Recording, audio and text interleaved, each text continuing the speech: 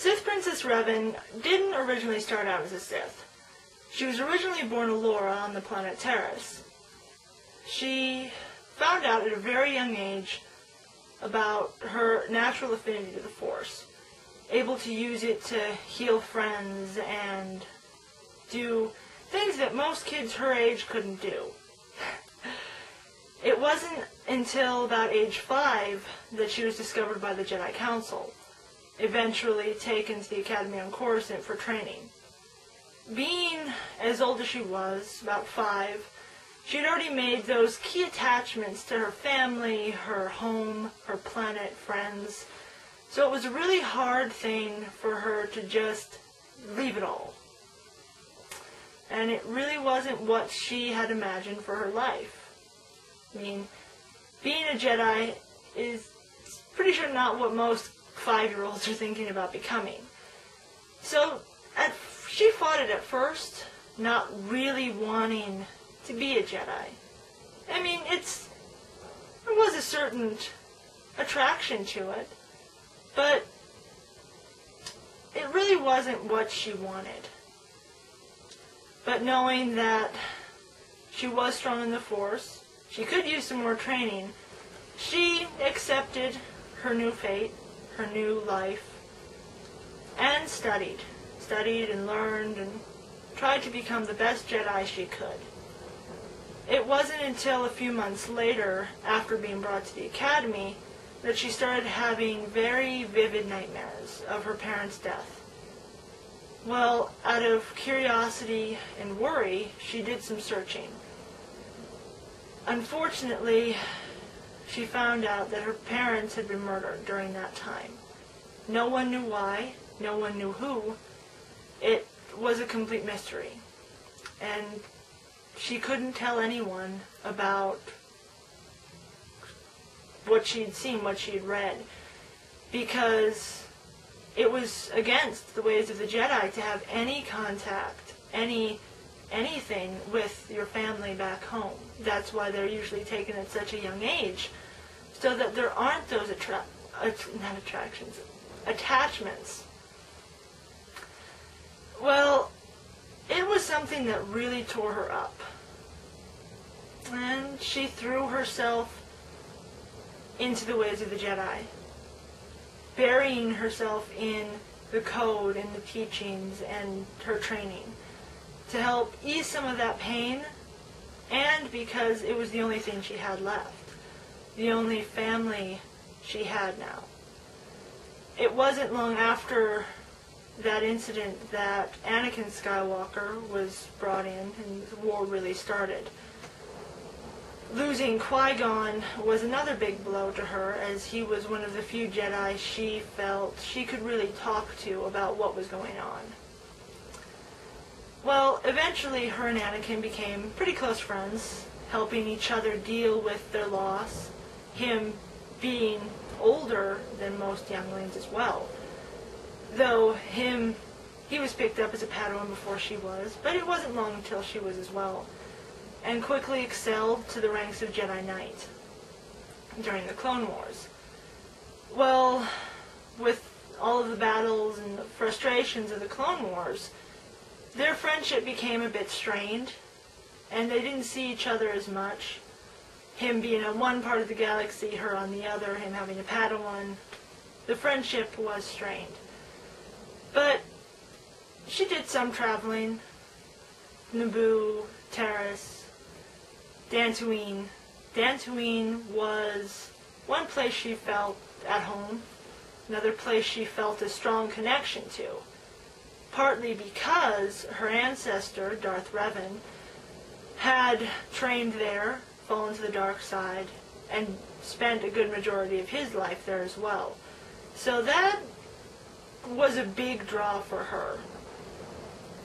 While she was there, she found her lightsaber crystal that it's a very rare crystal that none of the other Jedi had really ever encountered before in one of the caves on Dantooine.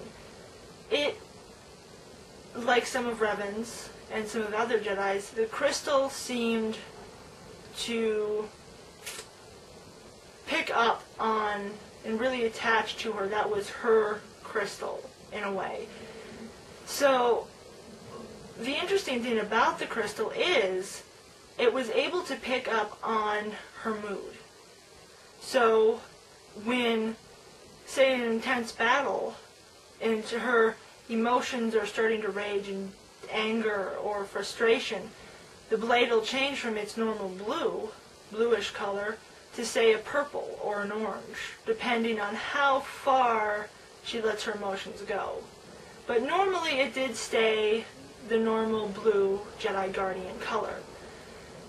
Well, as the Clone Wars went, things happened, and as they do in wars, losing friends and acquaintances, normal people you just met. Right before Anakin's fall and Order 66, the Jedi Purge, she had been on Dantooine with a fellow Jedi, who was a close friend. When they returned to Coruscant, they saw the destruction. They went into the Academy, well, what was left of it, seeing the bodies everywhere. Her friend went to check on a few spots to see if anyone was still left. Well, she checked another. She ended up running into Anakin barely, and seeing him like he was, a Sith, fall into the dark side, it tore her apart again. She tried to convince him that he had betrayed the Jedi, the Republic, everything he had ever known, but he wouldn't listen. Well, she barely escaped with her life. It was another really hard moment in her life. On her way out, there was one Padawan, one youngling, that she had been close to. And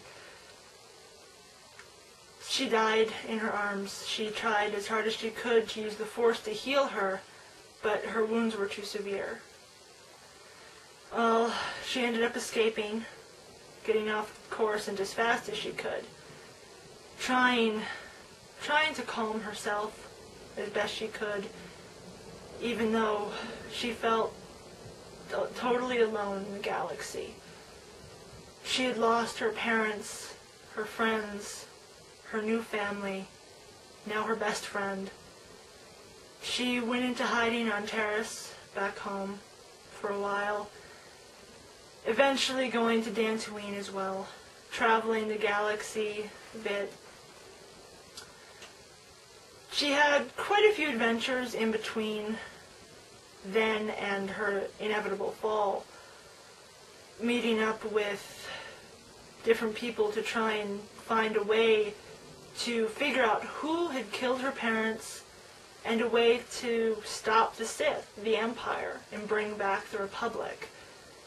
Well, she eventually found the hidden academy on the mountains in the ice cap of Telos that had been abandoned centuries before, with all the Sith holocrons and loads of knowledge.